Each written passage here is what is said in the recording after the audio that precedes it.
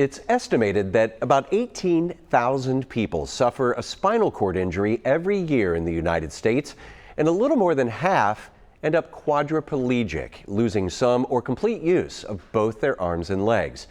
And when that happened to our next guest, he refused to give up hope and instead went on to law school.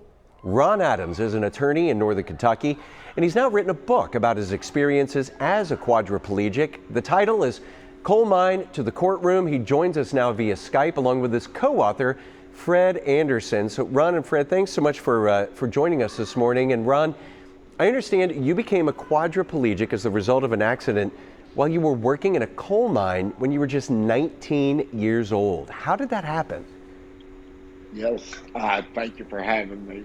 I was working 300 foot down and 2.5 miles in and got crushed between 18 tons of machinery and 300 foot of earth head first.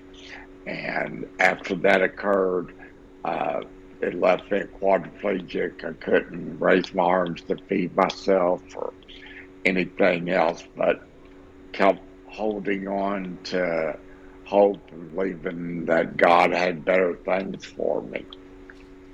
Well, I understand too, Ron, before your accident, you were one of the top-ranked high school basketball players in all of Kentucky. I mean, there were colleges offering you athletic scholarships, and I know you had dreams. You talked about maybe one day playing in the NBA. How did you eventually come to cope with the reality of what happened to you physically?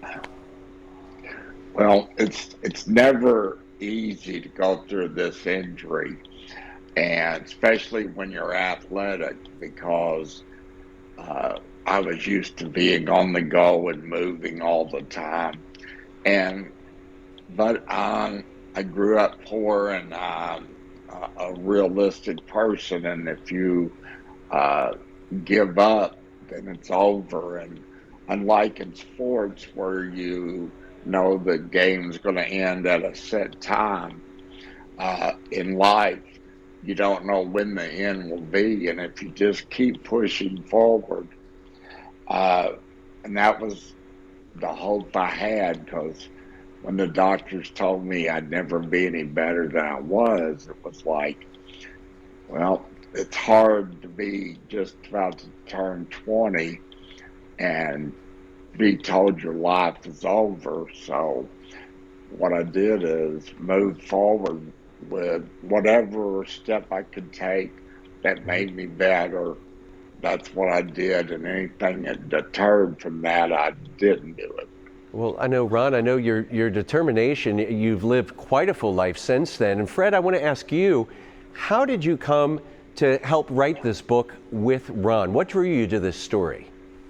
Well, I've known Ron for 14 years. I first met him when I was hired to help write a brochure for his law firm. And at that time, I wrote a 2-page mini biography of him. And as I got to know him, I just came to really admire him for everything he had been through and what he's accomplished. And besides that, he's just so inspiring, and he has a great sense of humor. You know, I think if he ever decides to retire from the law profession, he has a great future as a comedian.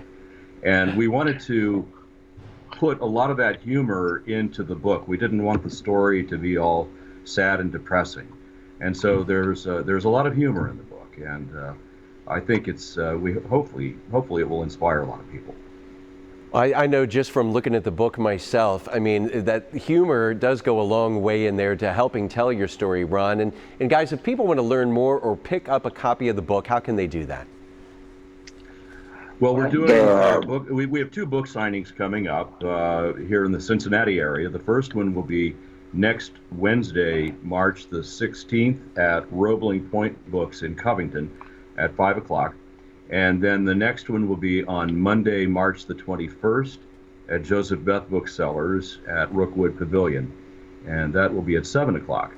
Now, if you can't come to one of the book signings, the book is available on Amazon, of course. Okay. But we sure would love to meet a lot of people, and hopefully some folks will come out and meet Ron.